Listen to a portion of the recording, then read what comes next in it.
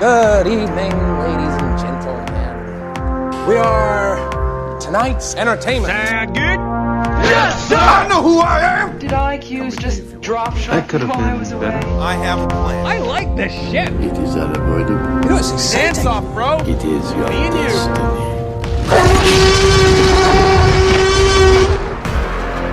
Welcome to the Atlantic Screen Connection podcast. Let the games begin.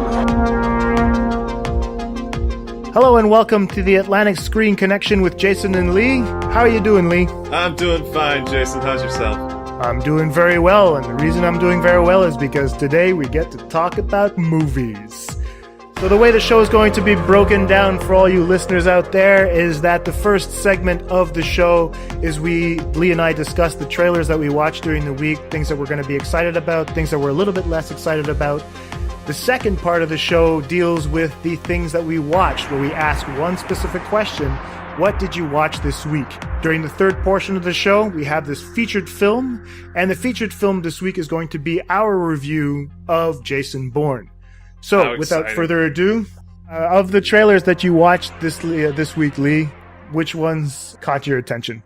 Two alliterative words, my friend. Wonder Woman. I seen the Wonder Woman trailer this week. A little cool. delayed, I suppose, but it was amazing. How about you? Did you manage to catch it? I caught it more than once, to tell you the truth. I really appreciated this trailer. It got me really excited to finally see, I guess, a new superhero. We've been talking about the same superheroes for so long now, Batman movies, Spider-Man movies, and all this stuff. But this one's is our first real new thing. Pretty much fell in love with the trailer about Wonder Woman. I think they're going in a fantastic direction. And yeah, I'm super excited about this movie. I watched it as well. Yeah, definitely. Oh, man. I was swept away by it. I don't know, you just immediately, assuming the sort of standard that's come out recently in DC and sort of expectations for how they were going to treat Wonder Woman, especially after a sort of blasé, in name-only appearance in Batman v Superman. I was kind of expecting something that was going to be a little bit more phoned in, a little bit less as interesting as I could imagine it, and it was exactly the opposite of that. It looked great. It looked fucking badass. It looked action-packed. It just had this great, fun, retro vibe about it. Really, like, straight off the panel, Wonder Woman look about it that feels fresh and exciting, and I'm so looking forward to this one. Yeah, I mean, I agree with that. Even, like, it feels like DC, in any way, in this case, they kind of polished the tone of where they want the DCEU to go, and Wonder Woman might actually be the movie that really sets the trend, really sets this thing going, and finally DC hits their stride, and I'm hoping, I got fingers crossed, that this is the movie that they're going to do it with. Definitely. It doesn't look like it's trying to even compete with anything. It just looks like it's going to be a good film, and I'm so excited for that. And I want to see a superhero film with a big-ass sword. I just want to see somebody swing a big-ass sword and fucking take down like 10 guys at once with it. Is that so much to ask? I don't know. I'm more of a whip guy, but I'll echo that. Well, then I've got good news for you. Good. On my side of things, the one that I kind of also really enjoyed was a little bit of a Justice League teaser that they put out at Comic-Con. What did you think of that? I thought it was promising as a start. I mean, like, it looked like bare bones footage. And even then, it was a little further along, and I mean, I know they're still shooting it, so I mean, that it even has some of the CGI of the Flash's scenes and stuff in it. I was just like, fuck, how did they manage to pull this together? It looked fun. I mean, it didn't grab me in the same way Wonder Woman did, maybe not even in the same way Doctor Strange did, I guess, but, I still think it shows promise. It kind of shows the sort of, less pretentious air that they might be going for these days. I think it looks like a positive step in the right direction, and I hope that it kind of develops more along that line. What were your thoughts? Yeah, I don't know. I have my fingers crossed. I mean, we've been burnt twice. Well, that's unfair. We haven't been burned twice. Man of Steel had its positive elements, but it did go a little bit intense.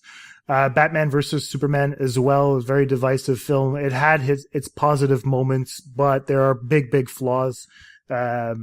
And I'm hoping that with Justice League, not necessarily that they're going to correct those flaws, but that they've actually been able to flesh out a more coherent narrative. So yeah, I'm hoping for the best. I'm not. My expectations are, I'll say, reserved at the moment. Yeah. I was pleased with what I saw, but I have big reservations.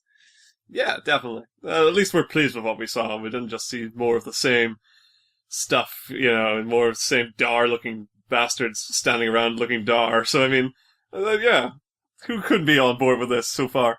Yeah, so that's it. I'll tell you what I'm more excited for, however. I'm actually more excited to see Kong Skull Island. Oh, yes, that's right. Yeah. And, I mean, the movie looks straightforward. Big giant beast, lots of guns, helicopter. But one of the main reasons I'm excited, because if this movie works, then we're finally going to get our Godzilla versus King Kong movie. Yeah. And that's the one I want to see.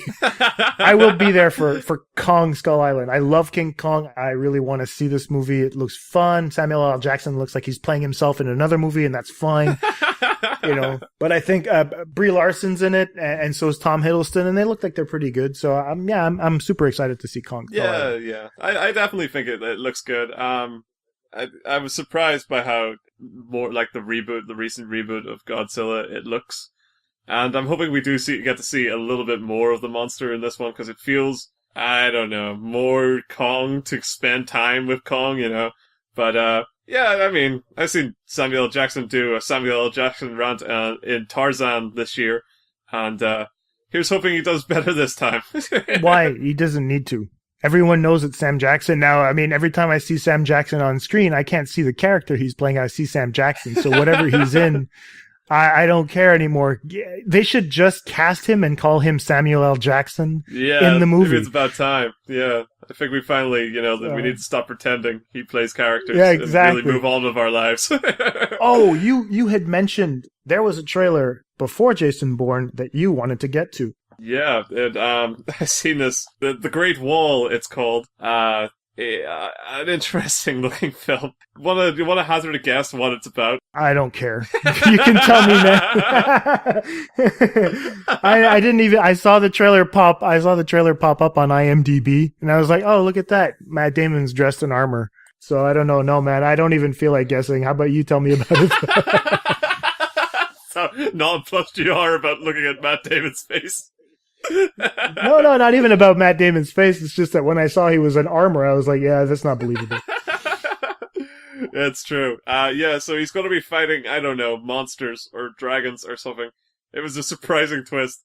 I thought it builds itself up as a trailer to look something like it's going to be like a sort of historical reenactment kind of film with, whitest of white Matt Damon in it. But it turns out, they're going for the straight up monster movie. The greatest wall ever built. What were they trying to keep out? Bullshit. This is what the trailer is? That's what the trailer says. Oh, I'm in then. I'm gonna go see that. Yeah. There's okay, fine. You sold it. I thought it was gonna be like a reenactment where there was this white guy that was gonna go help the Chinese people to build the Great Wall, and then there was gonna be this whole slavery message and all that. No, so I didn't even bother. But now that it's really that bad, I'll definitely go. Yeah. It looks terrible. I mean, I'm not gonna pretend it looks good. But it looks like you can have a drink and really enjoy it, because it's. This is gonna be fun, because if he's fighting monsters and dragons and it's the Great Wall, are they in China? Yeah, they're actually in China. Oh man, watch out! There's gonna be so much racist backlash. I'm calling it right away. There already is. I've seen it on Twitter. Really? Yeah, like immediate. It's like perpetuating the myth that only white people can solve the world's problems, apparently, is what's immediately out there. Well, if Avatar taught us anything. Yeah, exactly. But the trailer I was referring to is the one that we saw before Jason Bourne, the movie itself, and it was the trailer for Split, M. Night Shyamalan's movie. Yes, my apologies. A far more reasonable and tolerable film. What did you think about the trailer? I was intrigued. I was intrigued. I think that it's going to be interesting to see what Shyamalan does with a much smaller budget. He did manage to produce quite a few of the horror films that came out recently. I think he was behind Wreck, if I'm not mistaken. I'm not 100% sure. But obviously, this is him going back to the director's chair. And I like Shyamalan. I mean, I stopped watching his movies at Lady in the Water because that was basically him just stroking himself and putting it on screen. And I was like, okay, listen, dude, once you're done like jerking off, I'll go back and watch your stuff, because I really enjoyed The Sixth Sense. I didn't particularly like Signs, but Unbreakable to me is a masterpiece. I loved The Village. But yeah, after that, I own The Happening. I've never watched it, so I didn't really care. After Earth, I didn't care for that either. What was the other one he made? Wasn't it like a comic book movie about some Japanese The Last stuff? Airbender. Oh, yeah, that. I mean, he was like, he's disowned that movie as well. So. But I mean, Split seems to be more back to something small, something that he can control, something where he doesn't necessarily have to. Well, yeah, I think this could be a return to form. I'm hoping, anyway. Hoping, definitely. Yeah, I thought it looked weird, and that's kind of what you want from Shyamalan. You know, you want his films to look weird again. His films hit a middle point where they just stopped being weird. They started being, I don't know, they had his name on them. I guess, that's pretty much all I could say about them. But the trailer for like Sixth Sense and Unbreakable and all, they look like films you'd never seen at the time. And this does look like a film that I've never seen. I mean, I've seen split personality films, but I've never seen one so shameless, I think. Some of that, like, it doesn't really look like it's trying to be very smart. It just looks like it wants to be a good thriller or horror film. It wants to be something that when you sit down and watch, it'll be a good experience. And not... Yeah, I agree. I mean, even after, like, if you look at the likes of 10 Cloverfield Lane, it definitely has that claustrophobic feel. So, yeah, definitely. I mean, bringing it back down to that level, and then hiring a guy like James McAvoy, who I feel is still waiting for that breakthrough performance. Wow. This could be one of those times. Yeah. I really think that this will be able to showcase just how much range this guy has. Because I like him. I like McAvoy. I think he's good. But I haven't seen him, because they've propped him up really high, but I haven't seen what they're talking about yet. Split could be one of those movies. Yeah, definitely. I mean, it looks also clearly like, he'll take it seriously enough to have fun with it, but not so seriously that he's going to be like trying to go for an Oscar with it or anything. Oh, yeah. And that's great. And I think that's definitely something to look forward to. Yeah, I agree. Good. I think that rounds out the trailers that we watched this week. Is there anything else that you wanted to add? No, man. That's what I've seen this week. What are we doing here? What the hell is going on? I was sent to get you for a reason. Open the door! No! There's a flower on the pillows, a flower in the bathroom. Like, we're important. The only chance we have is if all three of us go crazy on this guy. Who is that? Maybe she can help us. We're here! Help us! We're in here! Don't worry. He's not allowed to touch you. He knows what you're here for. He listens to me.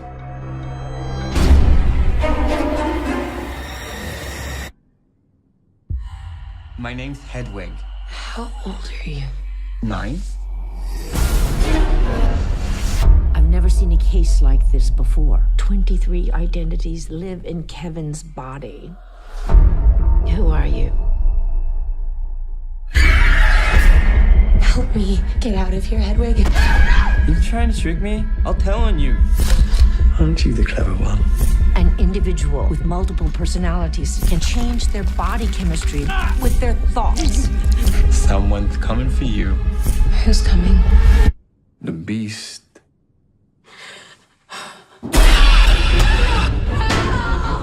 There's a man here. He abducted us and he's going to kill me.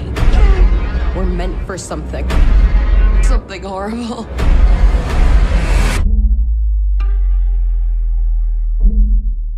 The world will understand now. The beast is real.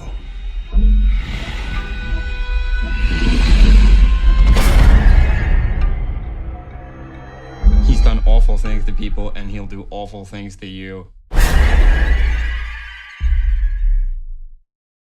All right, and we're back with the second part of the show entitled, What Did You Watch This Week? Where we answer the question, what did you watch this week? So Lee, what did you watch this week? Oh man, I actually turned on TV this week, like broadcast Right. TV, and sat down last Sunday to watch something that had come back. It's a show called Robot Wars.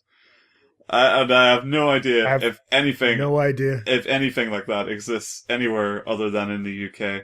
It's best to be uninitiated going into it. It is literally what it sounds like. A bunch of people build a bunch of robots, and they make the robots fight to the death. Oh, is that the things that like they have like saws on them and then they go and someone flips on? Oh yeah, I've seen that, man. That's amazing. Yeah, but that, like, it used to be a show. It started, I think, maybe the early 2000s. It ran for about 6-7 years, I think, and then it died. It just stopped for some reason. Even though I was watching it pretty regularly, it must have got bad ratings one year, and that was that. But they brought it back this time with Irish comedian Dara O'Brien and another Irish girl who I've never heard of before, and I will remember the name next time I actually mention her. And yeah, it's the same fucking show, the exact same show, some of the same robots, the same arena, except now, I thought what they were going to do was bring drones into it or something modern, but no, it's all just new people bringing new robots with shiny new fucking saws and just tearing each other to shreds for our hilarious entertainment. It was amazing. That sounds great. It was brilliant. I had no idea how much I missed it, or how cathartic watching just pure violence was. But oh my, yeah, like I know in 20, 30 years time, when we start getting a little more sentient AI, they're going to look back on these as fucking historical records of how we fucking enslaved and abused their race. And I'm not going to feel guilty one fucking bit, because it was fucking hilarious. The drones would have been great, though. I know, yeah. I was a bit disappointed we didn't really step into the modern age of technology, but then I don't know. It kind of feels like cheating if they can fly. But yeah, so that was my Sunday. That was a good one. How about you, Jason? What'd you see? Well, I finally was able to finish watching Netflix original called River, starring Stellan Skarsgård, and it's fantastic. It's a one-off 6-episode season where, well, I'm not going to give too much away because I don't want to reveal the plot. Yeah, absolutely. But the UK seems to spawn these wonderful series. I mean, I loved Luther as well. I'm enjoying in Sherlock. I still have the Abominable Bride to watch. And now River has come out, and came out a while back, but I just got to it recently. Yeah. And it's great. So it's basically about this man who tries to solve a murder, and it happens to be his partner's murder. And so, yeah, he goes around trying to investigate this entire thing, piecing things together. And he uses, I'll call them unconventional methods, for lack of a better term, because I don't want to give any of the plot away. So, yeah, if ever you guys out there can get to that River, watch it. It's fantastic, and you'll devour it. It'll be great. Fucking yeah, man. How about you? Anything else? Yeah, I only really had... well, I mean, we watched the entire season of Stranger Things, but we want to save that for, a better discussion. Yeah, so, definitely. Outside of that, the only thing I watched and sat down and put some effort into was I finally got around to watching Moneyball, the Bennett Miller's Brad Pitt film about baseball.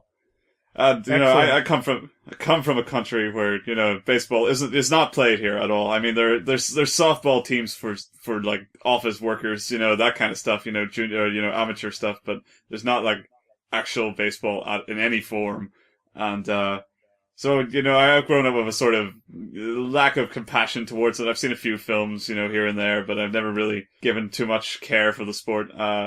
And Moneyball does just a fantastic job making me give a shit about the people, about the job that some people do in it, about the actual... I mean, it was an underdog story where it didn't feel like they were just trying to make me feel bad for them being an underdog. It actually just spent more time working on me being pumped for how proactive they were against all the negativity. And I thought it was just, it's just a wonderful film and incredibly directed. I mean, like, it's over 2 hours long and it fucking zips by, you know, like I was completely absorbed in this really fast moving thing. Like, things just don't stop. And when I look back on it, I wonder, like, how was that 2 hours, you know? Like, I remember every conversation. It feels like it was like just a bit of time, you know? It was like an episode of something. But I really enjoyed Moneyball. Oh yeah, and I've talked about Moneyball at great lengths because I think Bennett Miller is one of the most underrated directors right now working. He is a brilliant director. He started in documentaries in the mid-90s. Really? And I forget the name of the documentary that he made. I think it came out in 1995. There's so much documentary in Moneyball. That's really interesting, you know, because it's not just documentary, but it's well handled documentary. You know, it's well edited, well put together. Yeah. Well, he kind of navigates between this idea of real life and true crime, right? Because he directed Capote before he's the one who actually directed Moneyball. And Capote was dealing with, like, In Cold Blood, you know, Truman Capote. And, I mean, everyone who's actually worked with him was nominated for an Oscar at one time. Even in Moneyball, I don't remember who was nominated. It was Jonah Hill, I believe. Jonah Hill, there you go. And he was great in the movie as well. You know, it's like out of character. It's not normally the kind of movie we'd see him in. But yeah, and even most recently, Miller's latest film, Foxcatcher, is one of to me, it's a modern, like, American masterpiece that everyone needs to see. I had never really considered caring much for Foxcatcher until I've seen Moneyball, because now that I've seen what he could do with one sporting event and one sort of moment in a life, to take something that is also a sport I have no interest in and see because I know Foxcatcher, it's about wrestling, it's about a very particular story based around the Olympics.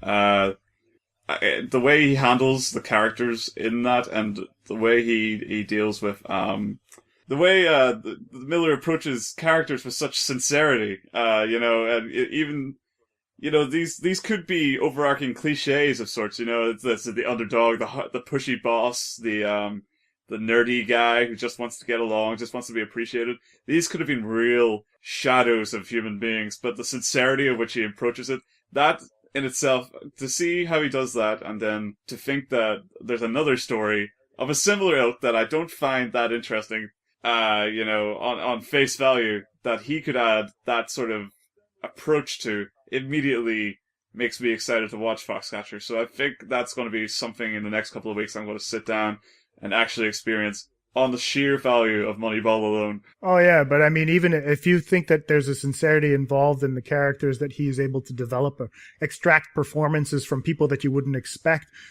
even the performance that Jonah Hill was nominated for an Oscar, as you mentioned earlier. I mean, wait till you get to see what he does with Channing Tatum. Miller is able to extract a performance from Channing Tatum that is unlike any other that I've been able to see before. I mean, he's a movie star to me, but I never really considered him an actor until I saw him in Foxcatcher, where he embodies that person so well, and he's invested so well in that character that there's no, you can't help but feel sympathy towards him. Even Mark Ruffalo is something that, you know, we see him in the Avengers now and all that, but the character that he plays in Foxcatcher, one of the brothers, it's just impressive. Steve Carell as well. You're like, Jesus Christ, how the hell did he pull this performance out of a guy that's basically known for comedies? So yeah, I mean, Foxcatcher is definitely a movie that is how can I put it? It's one of the best movies I've watched in the last 10, 15 years, and I can't recommend it enough. In the defense of both Channing Tatum and Steve Carell, Channing Tatum was incredible acting in Magic Mike, and Steve Carell was incredible acting in Little Miss Sunshine. So, yeah, you're right. well, although I know where you're coming from in terms of Little Miss Sunshine. Little Miss Sunshine was more of an ensemble cast where he was able to feed off other people, so he didn't necessarily have to kind of go down hold his own character. Yeah, exactly, into the depths that he needed to do to extract that kind of emotion. Yeah. And even in Magic Mike, I mean, Magic Mike was closer to what Tatum had actually been through in real life, right? Yeah. And so with Foxcatcher, these two individuals have had to kind of go in very different directions and be able to hone in on whatever made those true life people tick was actually quite amazing to see perform on screen. The performances are wonderful in that and very different to what we've actually seen them do as of yet. Great. So what else have you seen, Jason? Well, speaking of sports that I don't really give a shit about as well, I'm going along the baseball line as the same as you. For some reason, you watched Moneyball, and I usually like putting on documentaries that I don't care about to usually take naps or when I'm trying to get to sleep at night, but I actually got invested in 2 baseball documentaries recently. Wow. One was called Knuckleball, that is narrated by Tim Wakefield, and it's about these people that throw the knuckleball. It's essentially a ball that you throw with kind of, it's like with your nails, essentially. Right, okay. It's a weird grip on the ball, and you throw it a specific way. Anyway, there's 12 of these knuckleballers that are mentioned throughout the movie, and you see them talking. It's kind of this exclusive club. It was a really fun documentary, but at the same time, there was a lot of drama. Right. They seem to be like these outcasts in the baseball world, and it feels very depressing, although entertaining. But, I couldn't help but feel that there was, how can I put it, just a little bit too much drama involved with it. But, I mean, if you're a baseball fan, this is something definitely that I would suggest you get to eventually, because it was entertaining. But, I don't know if I'll actually get back to it at any time. But, Knuckleball was a fun one. Right. And the second documentary that I did watch as well was Fastball. So about pitchers, essentially, as I was watching movies about pitchers. I love that I love that they've got a recurring theme with baseball films, that you just have to put a word in front of ball, and suddenly it's its own title. Moneyball, Knuckleball, Fastball. Something ball, Yeah, that's absolutely right, man. I had, it would be funny at one point that if they just decided to make a movie about outfielder, you'd be like, well, what does he do? Oh, he catches the ball. Okay, so catch ball. We're gonna call that. What about a ball about the ball itself? Ball. Yeah, ball. It's going to be designing of baseballs or whatnot, or if the batter shows up, it's going to be the guy who's going to say hit ball. And so, yeah, but Fastball was as entertaining as Knuckleball, but minus the drama. It was narrated by Kevin Costner, so that was kind of, well, I wasn't fine. I didn't give a shit, but Costner apparently is a baseball fan, so, but he wasn't annoying. I've heard that before. And so I mean, the people that probably know, like Derek Jeter was in there in the movie, but the one that I was watching it for was Nolan Ryan, because when I was growing up in the 80s and 90s, Nolan Ryan was a name that kept popping out of news and newspapers and whatnot. And so, if ever I had cared about baseball a little bit, Nolan Ryan was one of the guys that I knew was kind of like the Wayne Gretzky of pitching. I'm sure that reference landed for somebody. Yeah, anyway, or the Michael Jordan of baseball. There you go. Oh, I get that one. But yes. There you go. I'm sorry, I don't have any cricket references for wherever fuck you. But yeah, so Fastball was fun. I watched it in the afternoon. I wasn't expecting it to be as entertaining as it was. I actually gave a shit about what was going on. So if there are any baseball fans out there that haven't gotten to it, which I probably assume that they have seen it.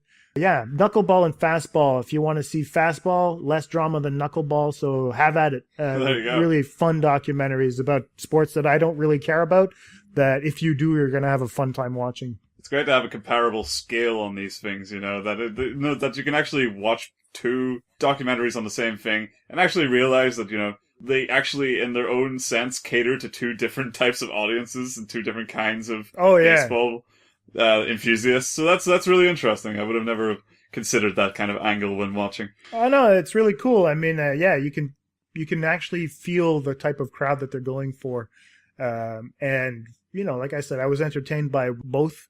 I'm actually happy I watched them because I wasn't expecting it to be any interesting. But for some goddamn reason, baseball documentaries are fun. I don't know why, but I get invested in those ones. The next one I'm supposed to be watching is the Battered Bastards of Baseball. Oh my god, it's not something ball, so I mean, it's already broken the trend. There you go. So my hopes are up, but I'm being a little bit cautious walking into that one. Yeah, there you go. Yeah. So did you get the chance to watch anything else? No, that's me for the week. That's how tough That's it was. you for the week? Well, I mean, like, Stranger All right. Things takes up, 8 hours of your life. I mean, so saving that one has taken a significant chunk of my things to talk about this time.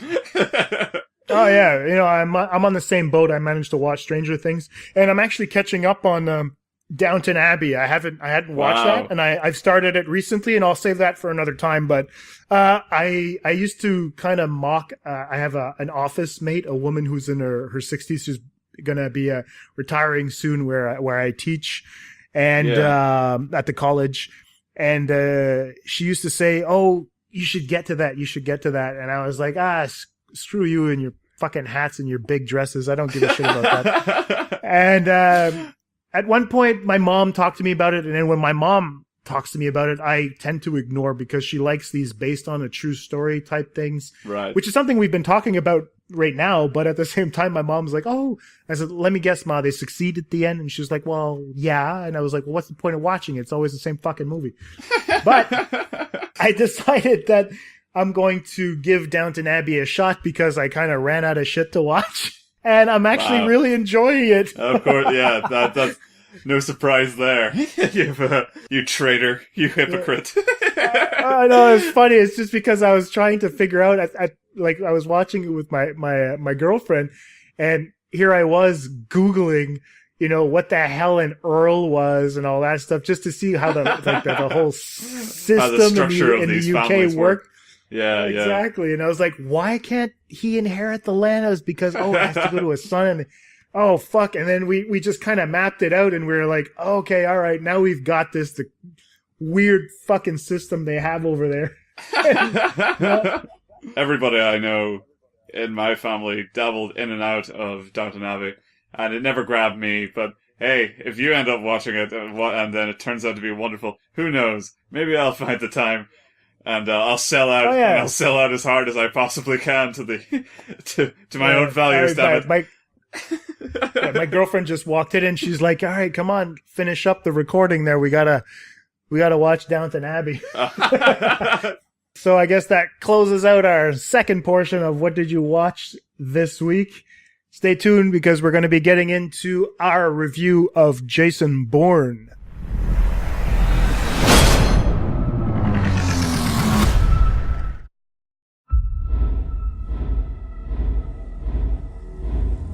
I know who I am. When we are finished with you, you'll no longer be yourself.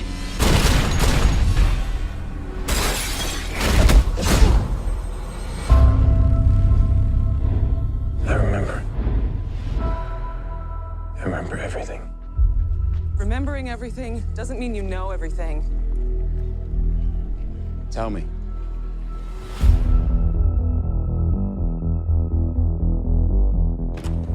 We've just been hacked. Could be worse than Snowden. Facial recognition got a hit. Jesus Christ, that's Jason Bourne. Why would he come back now?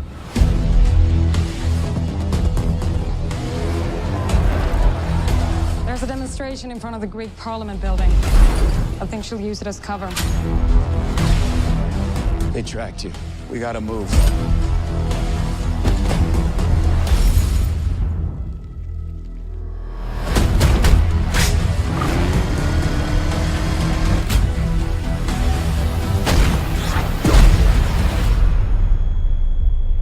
He's seen things.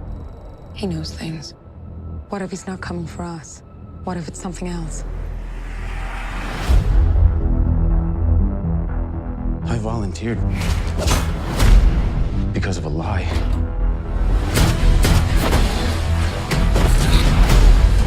This is Jason Bourne. I need to talk. 32 kills. People are safer because of what you did.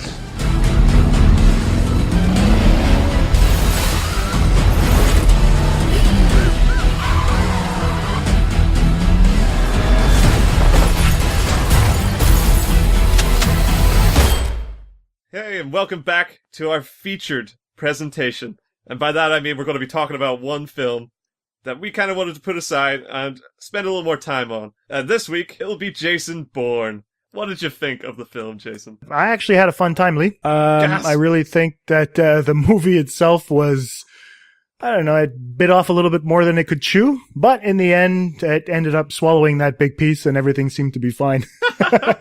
We'll get a little bit more in depth after that. How did you find the movie? I found it good too. I mean, yeah, I definitely, I went in with relatively, kind of middling expectations, but, yeah, it turned out pretty good. Yeah.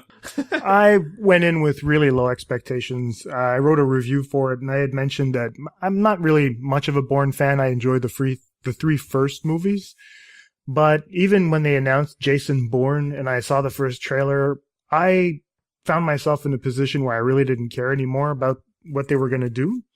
So I went in with really low expectations because I thought we had said everything we had to say with the first three. I mean, the Bourne Ultimatum tied everything up together. Bourne seemed to walk away satisfied with everything that he had done, accomplished. He'd found out pretty much everything he needed to find out about himself in order to be a functioning human being, maybe staying under the radar for the rest of his life, but at least capable of living with whatever fragmented memory he had left. Whereas like with Jason Bourne, they kind of bring him back for all the wrong reasons. So I had very mixed feelings as an afterthought. While I was watching the movie, I was piecing these things together, like piecing the narrative together, and I started realizing slowly but surely that they had really started pulling on different strings, and those strands didn't really amount to a beautifully knit sweater.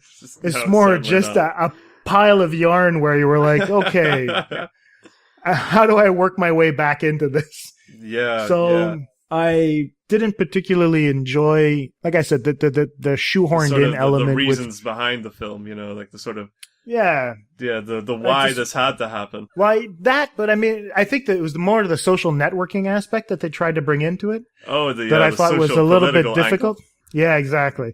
Yeah, it was a bit strange because when we were talking, just you and I before the show, about how sometimes, like in the previous Bourne movies, they tried to, you could feel that the movies themselves wanted to tackle specific issues of the time. Yeah. So this is post 9/11, but they did it subtly. Nothing was really named. It was implied with the camera work, some of the dialogue, the surveillance and whatnot. But whereas in Jason Bourne, they flat out mention specific things with regards to Edward Snowden. WikiLeaks is not mentioned, but you can get a kind of a feel that Julian Assange informed a bit of the script as well. So yeah, I thought that it was a bit too much like on the nose. Perhaps. Oh yeah, definitely, man. They basically all but name drop Facebook and selling information, and it was all very enemy of the states. They even had a moment where like the government guys are sitting there with pre-recorded footage from like a satellite, and they point to the screen and go enhance. Yeah, it was definitely underwhelming in its sort of handling of this like new approach it was going for, where it was now putting Bourne into the background and putting forward these sort of modern day current issues that are all very, you know, they're big talking points these days, you know, like your privacy, you know, and your corruption amongst especially like the CIA and CIA-esque bodies, you know, intelligence agencies. Everybody's taking a more skeptical approach to how we look at these kind of organizations. And I think it's kind of admirable in a way. I don't think there's, you know, I believe strongly in the critical fiction, which is like an idea in which we package smart messages in slightly dumber, more accessible films. And it feels like that's what they were kind of going for. You know, they knew their audience were the kind of the guy who would like to read, or the woman who would like to read, you know, and like a spy novel here and there. But they like to think about their characters a little more than just watching things explode. Jason Bourne's got that audience sort of locked down at this point, and they thought, well, where do we approach it now? What can we say more about Jason Bourne? And then they kind of look in the mirror and slowly realize there's nothing to say about Jason Bourne, so they just gotta keep building the world around him. Yeah, I agree with that sentiment quite a bit, because there didn't seem to be any way to go at the end of Ultimatum.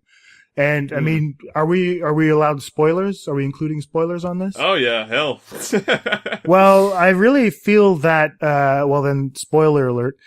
I really feel that bringing in Jason's father was a little bit lazy on the writer's part. I think that what happened is they've watched every recent superhero movie and had to bring in that tragic moment where the villain is somehow related to the death of the parents or whatnot. Yeah. I mean, the most recent example right now happens to be The Winter Soldier. And I didn't want to spoil it in the review that I wrote, but I remember when it's revealed, when his, like, Bourne's memory comes back, and he notices in the back of his mind this reflection, you know, he thinks, and he notices Vincent Cassel's character, this, like, basically silhouette called the Asset. And then he realizes, oh shit, this is the dude that killed my dad. I felt that was very much the Tony Stark realizing that Bucky killed his parents. Yeah, you meant Civil War. Yeah, that's right. Civil War, but I mean, it's just that I meant that in the continuation of the Winter Soldier. Captain America. It was the Winter Soldier who fucking killed Tony Stark's parents. Yeah, what nonsense was that? But anyway, so I thought that was a bit nuts, and then we had that in Batman versus Superman as well, where like, oh, the whole Martha scene. So parents seem to be becoming a big thing for these heroes or anti-heroes that we were watching in movies right now. And so I thought that perhaps that was a little bit too much, because at first in the 3 first Bourne movies, it was about Bourne himself trying to figure out what had happened to him. But now it's not even necessarily about what happened to him, but how it happened to him because of his father. Yeah, I get that. Like, you could make the argument that they are robbing the character of his own development, you know, slowly and surely, are underscoring the amount of impact he himself had in his own decisions. You know, like, the moral dilemma of the original films was that Jason Bourne chose to do this stuff to himself, you know? He chose to be the guy to go out there and fucking start killing people. And, you know, he rejects it now that he realizes, you know, he'd forgotten, then he kind of pieces it all together and realizes that's not who he is anymore. But now they're saying that was never who he was, you know, he's basically got tricked into it. But what I wanted to think about the father thing was that it's real borderline how they could have handled it, and I wondered which side you fell on, whether you thought it was lazy that when Bourne finally gets his revenge and kills this guy we know for one film who says about 10 lines and just shows up and shoots people. When he finally gets his revenge, the fact that he says nothing and seems internally just to be staring at the guy and nothing is said as he walks away. Did you read that as they were so lazy, not even Bourne cares about this? Or that was a good dramatic delivery because it shows how done he was with it all, you know, how he kind of coldly handles things because he's an assassin, that's what he does. I mean, alright, there were 3 different possibilities in my opinion. Either he has a flashback and there's some more character development there, or we see what we saw in the movie where he walks away emotionless, or he breaks down and cries, which would have been completely out of character at this point. That's what I mean. But I mean, logically, that should have been a very cathartic moment for Bourne. Yeah. And it didn't seem to be that way. It seemed more like, I don't know if it was basically him going on instinct at this point. But I don't feel like the revenge was earned. Bourne doesn't know anything about this guy. And not only that, if Bourne was part of the same program, then they're essentially the same guy. Yeah. So if you want to look at it from a metaphorical point of view, then because his father's implicated in this and this guy killed his father, then Bourne kind of killed his father, and in killing the Asset, he's kind of killing a part of himself. Yeah.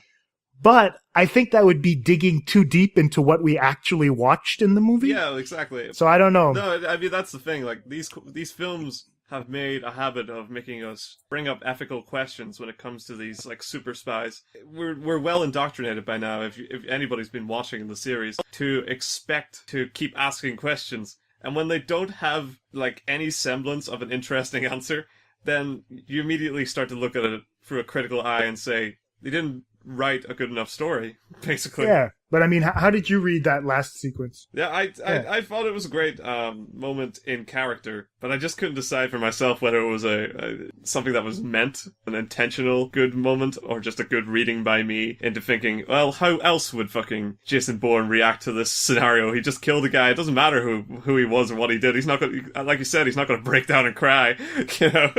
No, that's it. And I mean, I really think that Cassel's character should have, I don't know, had a post in him, but maybe they thought that was too close to Carl Urban's death and the Bourne supremacy.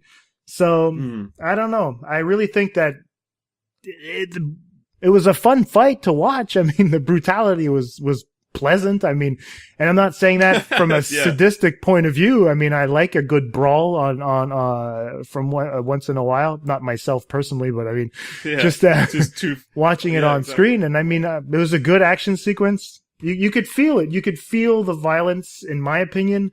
And I had a little bit more fun, like I said, watching this installment of Bourne on the big screen, as opposed to the other ones. The other ones were fun, but for some reason this one stuck a little bit more in my mind. Yeah. But yeah, in terms of like character development, well, you know, I liked Alicia Vikander. A lot of people are complaining about her accent. I really don't understand what the hell the people are complaining about. I thought she was fine. What I liked interestingly about this, at least, was that it sets up a good course for the future of Bourne. But only if they take it in a very, very particular sense, you know. They seem to, like, be pulling at this idea that Bourne might join the CIA, and become basically everything he's fought against up till now. Which basically means Bourne starts becoming something more like a James Bond character, where, you know, he actually works hand in hand with the government he protects, you know. Because they keep saying, you're a patriot, Bourne. Someday you're going to join up with us. You know, it was interesting, I thought, that, you know, they were kind of pushing it. They really pussy out at the end, where they kind of go, like, he gets one up over her and gets a recording and says, yeah, I'm not going to join you, you're a liar. But, you know, it felt that was what they wanted. It's like what they wanted to tell the student, but they couldn't commit to the studio that hard. You know, that Bourne was probably going to be like a Tommy Lee Jones character sometime in the future, and we were going to see him make all these plans and become the monster, you know, that he had always tried to avoid, but this time without the excuse that he lost his memory or something, you know, and had a change of heart. I saw it like that was going a real interesting direction. I was like, fuck, Bourne could be something in the future. And that sort of pussying out kind of immediately made me think, well, I don't know, maybe they won't go for it, and then this was a pointless film, but then who knows? Maybe they'll double down on it next time. I'm kind of more interested in Bourne now, knowing that it could be something that it never was, you know, than, you know, that another fucking guy on the run shoots people and keeps running film. We've got plenty of those now. Yeah, I agree. I mean, and that's a really fun, well, if I bring it, like, the direction in which they could have gone would have been exactly that. I think the dynamic between Alicia Vikander and Matt Damon is there. It was very palpable. I think that they could act well together, so that was fun. And that's really fun when you have two really good actors coming together at pretty much the top of their game. Matt Damon as Jason Bourne is in his element. He knows this character very well. Mm-hmm. And Alicia Vikander, I mean, I have complete faith in her based on the movies that I've seen her in so far. What I was going to say to really answer your question is a lot of people were complaining about how Heather Lee, Vikander's character, kept shifting from one place to another. And it turned out that in the end, when she was actually just making up this power play to get Tommy Lee Jones's spot at the CIA, they felt let down. And in my opinion, I was like, yeah, but I mean, that's great. I mean, for this genre of movie, that's exactly what these people do. I mean, we've watched 8 seasons of 24 going through that type of thing. 24 is a good comparison point, because this one did feel a lot more 24 with the power plays. You know, there were always a little bit of back and forth fights in the other Bourne films, but this one in particular seemed like it was more about the actual the sort of politics that happen in the day-to-day lives and how they can sway people in the office to kind of fuck each other over on missions. And that made for really good, that put like good dynamics into, especially there's this scene, this kind of setup where Bourne's got this, he's looking for information off this office worker guy, he calls out into a fucking open area, and Vikander is on the mission, and Tommy Lee Jones is sort of overseeing it, and proceeds to basically wipe out her entire squad and pin the blame on her. And, you know, right. And when you're watching that, it's really tense and actually thrilling, you know, and it was like something that I was actually getting into. So, I mean, that part of the story was starting to really like take over and remove Bourne. Every time Bourne showed up, I was going, oh god, this guy again, you know, he's driving the plot, but he's just a target at this point. You're absolutely right. I agree with that wholeheartedly, because Bourne did take me out. Even when the editing of that sequence, you were like, well, I really want to see how Dewey's plan is going to play out. Yeah. This is a really, really impressive thing that he's doing, being able to play the asset and taking down these other killers, these contract killers that they've been hiring, the soldiers or whatnot, and trying to pin it on Vikander. That's it, you know, trying to get her out by showing that she's actually incompetent at the job, and therefore no one's going to pay attention to her, so she can't rise up in the CIA. It was very well thought out, and that was a very, very fun moment and very Bourne-esque. In my Definitely. opinion. No, yeah, exactly. It was kind of exactly the kind of stuff we wanted to see in the film, and there was like a good amount of focus on that. Like, you know, they set up like the assassination of like the Facebook guy. You know, those kind of scenes, you're kind of, even if it's a little forced in its socio-politics, you know, at least it's tense because the two characters that are really at play, you know, are a threat. Tommy Lee Jones kind of backs off the stage, and he lets Heather Lee walk out there. You see, I even remember her name pretty well, better than Alicia Vikander. Lets her walk out there, and she starts freaking out, you know, and it's kind of like, fuck, what's going to happen? He's not actually going to shoot somebody in this fucking scene, is he? And they do. They fucking shoot a guy. And you're kind of like, well, you know, that's playing with expectation. You know, they actually are as dirty as you'd expect. It was great, those elements. And then when we had to go back to running on streets and sneaking around and moping in like hotel rooms, you're kind of like, Jesus Christ, what film is this supposed to be? Yeah, exactly. You're right. You know, going from scene to scene, you're like, they should have kept it going at this place. It was fine as a setting, but no, they bring it up into this cliched like hotel room thing, and she comes in at the last minute. But I really, that's one thing again about Vikander's character that I really enjoyed, is that, and where they failed as filmmakers, in my opinion, is the development of her character. They played all of her cards really, like at the end they revealed her game, and I was like, come on, you could have maybe left the end of the Bourne movie with two different possible endings. Bourne with the little Moby song in the back, walking away after we notice, okay, he finally caught his father's killer, which is something that's weird because he went on a mission for absolutely no reason. He could have just said, okay, well, shit, I didn't realize my father was implicated in all this. But he didn't need to seek revenge. It had nothing to do with him in the end. And if his father worked for the CIA, it's not a big deal. Where I think they did fail is by showing Heather Lee's cards, like they put everything on the table. But I really would have wished, if they want to really send off this movie and maybe promise to get maybe a second trilogy going, you know, this after Jason Bourne, and have a sequel to this one. It would have been interesting for the audience to go in aware of this character's duplicitousness and the fact that she hasn't played her entire card and that Bourne doesn't know. You know, I think that dramatic irony when we walk into that sequence, when we're like, okay, she's still here and she has something that Bourne doesn't know, that would have played very interestingly on the audience throughout the entire second part of this movie. Stolen that away from themselves. I mean, they could scrap it back. With, you know, audiences tend to be very forgiving, especially for like one middling start-off film for a whole new trilogy to lay the groundwork.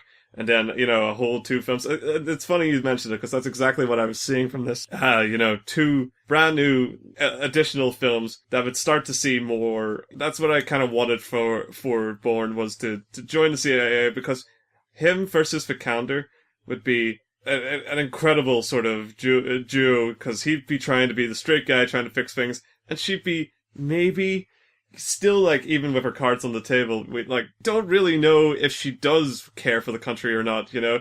I mean, how much higher in the ladder does she have to climb? What really comes first, you know? It could be a really great exploration, and seeing how they work in like an office-based sort of scenario. I mean, like, that's something you wouldn't expect immediately from this series, but it kind of makes sense when you think about how faux cerebral it is at times, you know? Like, if they actually buckled down and did some research and had a plot that was a little smarter than it usually is, and a little less gun-oriented, you know, it could be something really good. And on that faint promise, I feel that this film was worth seeing.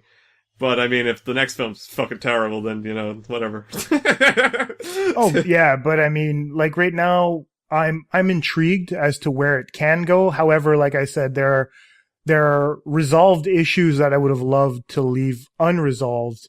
I mean, if Damon actually, if Bourne actually goes back in to work for the CIA, which would have been a really interesting tangent to explore, then that opens up a world of possibilities for memory flashbacks from different missions that he has no recollection. And you can build the character from there, where he's not even just a hunted man in the United States. He's a hunted man someplace else. There's a bounty on his head. You can bring other governments into play. And then you can really make this surveillance theme that they were going for something worth talking about, you know? So I don't know. I think that this time around, I went in for the entertainment value with no expectations, walked out satisfied. Like, if I could compare it to anything, I'd say it would be like a Big Mac. Yeah. You know? Well, I don't know. To me, I look forward to Big Macs, so I mean, it's not even that for me. Oh, okay, well... I don't look forward to Big Macs. I go in expecting it to be, this will be filling, but I'll probably be hungry for something else a little bit later today. Exactly. It is exactly that. It is something, it's like the warm, fast, greasy fucking appetizer to something that, you know, you're going to eventually have to eat later, or else you're going to feel unsatisfied overall. Yeah. And did you want to get nitpicky about a specific few things, or do you want us to go to our final verdict? I only want to be nitpicky about a few things. One is the intro. The intro is a bunch of fast cut flashbacks to the previous films. I thought was terrible. I thought was just a horrible, horrible way to open up the film.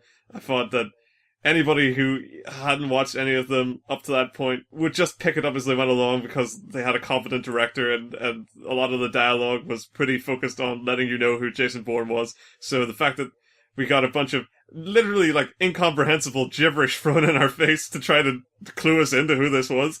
It was so pointless. It didn't add anything at all. It really, like, immediately put me in a sour mood for this film, like, already not expecting it to I'm be going to good. agree with you on that opening sequence. When I saw the opening sequence, I said, okay, this is where I knew exactly what kind of movie it was going to be. Yeah.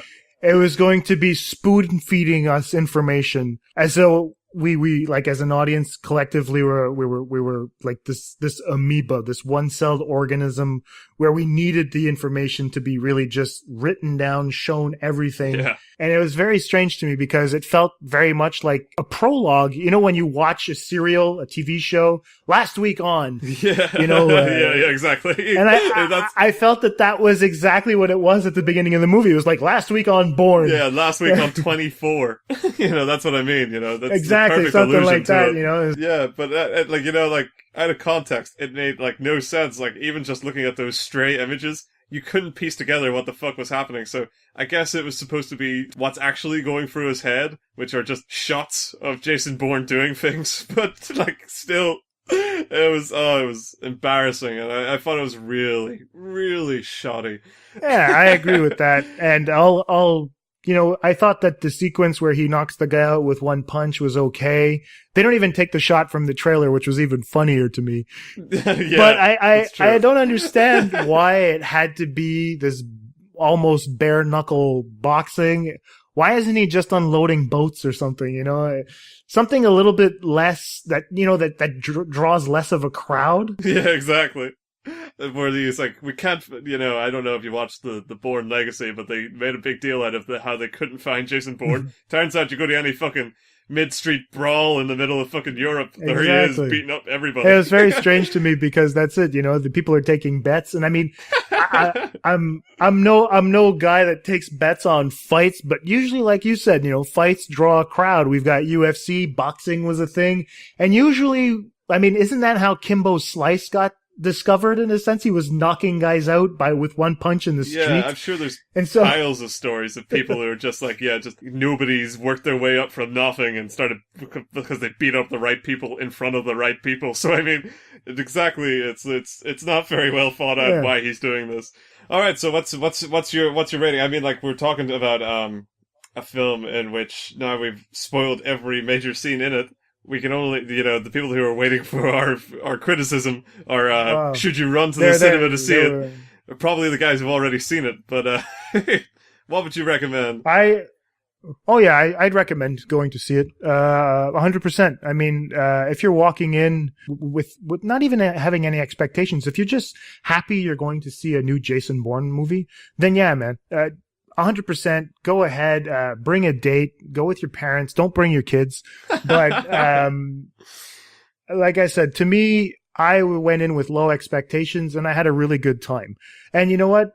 I'm not excited to see a new Bourne movie by any means, but if it comes along, because I kind of appreciated this movie for what it was, I'll probably be enthused by a new installment. So, I mean, if I go according to my grading system, I gave it a 3.5 on 5 on my site, and that is the equivalent of entertaining. Yeah. Mm-hmm. So, yeah, entertaining, fun.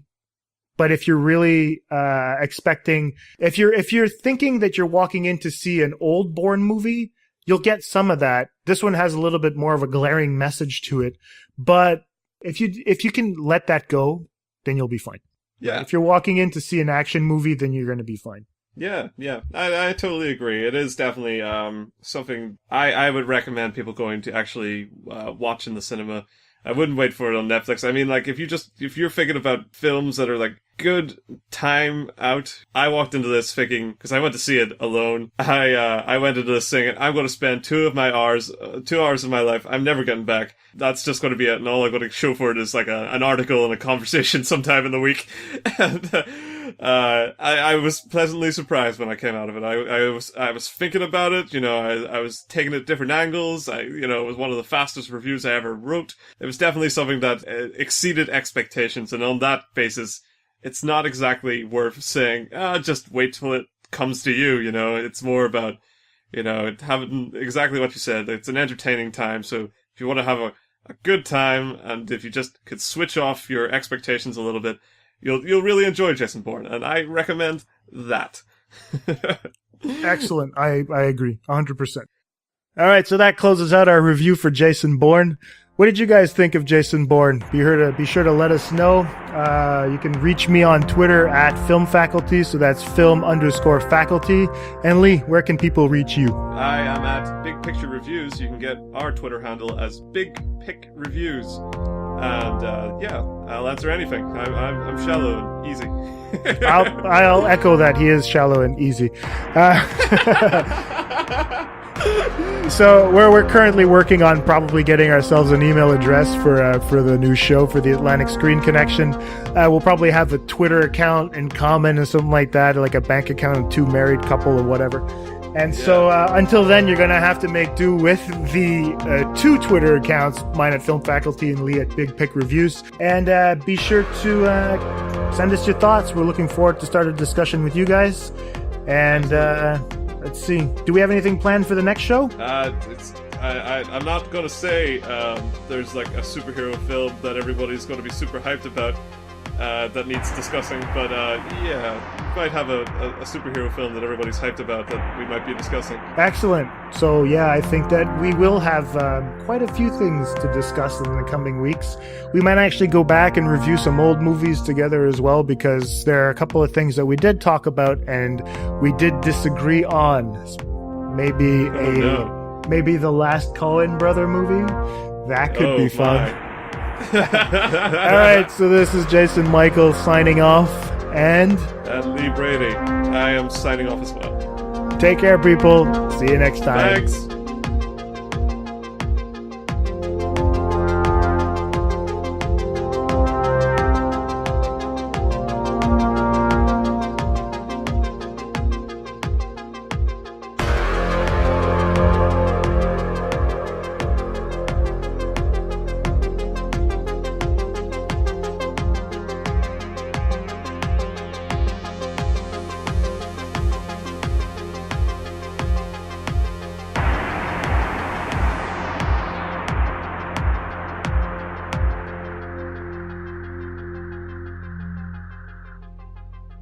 This conversation can serve no purpose anymore.